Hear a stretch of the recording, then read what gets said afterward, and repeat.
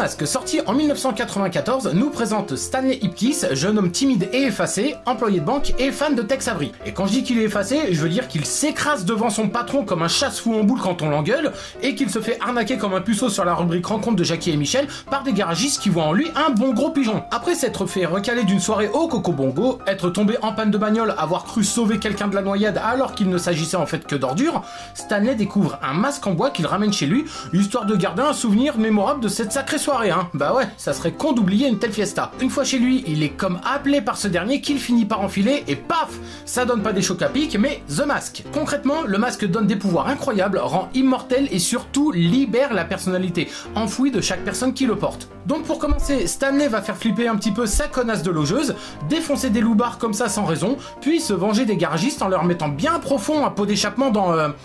Enfin, vous avez compris. Le lendemain, au taf, il apprend que sa cliente de la veille sur laquelle il a flashé sévère au point de faire le chapiteau avec son froc s'est produit en spectacle au Kakabanga lors de la soirée pour laquelle il s'est fait recaler. Bon bah, hors de question de louper une deuxième fois le show de la bonasse, du coup, Stanley se met sur son 31, se fout un coup de make-up, passe au distributeur et va faire la bringue avec Tina qui réussit quand même à être séduite par une face de brocoli. Mais la romance est interrompue par Dorian, le gangster de petit copain de Tina, ainsi que par l'arrivée de la police. Le lendemain, Stanley se réveille avec une gueule de bois, découvre le jackpot de l'euro-million dans son placard et se fait interroger par le lieutenant Kelloway. Oui, parce que ce con de Stan, il a braqué la banque dans laquelle il bosse, et le tout sans porter de gants. Faut quand même être un sacré teubé, quoi. Il recroise Tina à la banque, cette dernière lui fait part de son envie de revoir Face de Chou, et Stan lui arrange un rencard en faisant croire que le masque, c'est son poteau d'enfance. Sauf que pendant le rencard, bah y a la flicaille qui se pointe et qui interpelle Stanley. Après avoir fait chick chicky boom avec les flics de la ville, Stanley s'enfuit, enlève son masque pour on ne sait quelle raison, se fait rejoindre par la journaliste qui l'a interrogé un petit peu plus tôt dans le film,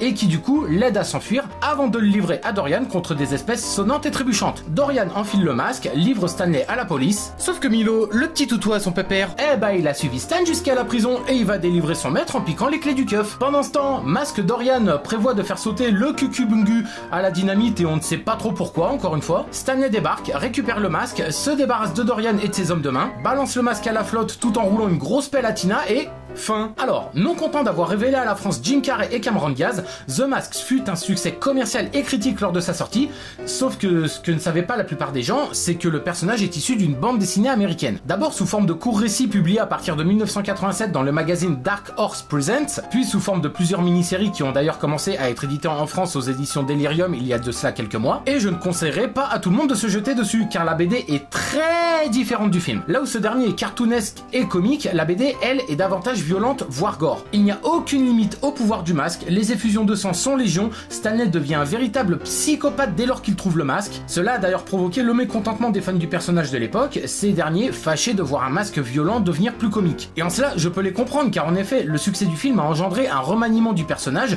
lequel passe désormais plus pour un personnage déjanté proche des Looney Tunes, que ce soit dans le dessin animé sorti après le film, ou même dans certaines bandes dessinées plus récentes, comme par exemple The Mask versus le Joker. Oui, cette BD existe, oui, je l'ai, et c'est totalement tordant. C'est drôle, accessible au grand public, ce que n'était pas la première version du personnage. Si vous êtes curieux, procurez-vous le premier numéro de The Mask en librairie et faites-vous votre propre avis. Moi, le mien, il est fait. Sur ce, à la semaine prochaine. Bisous.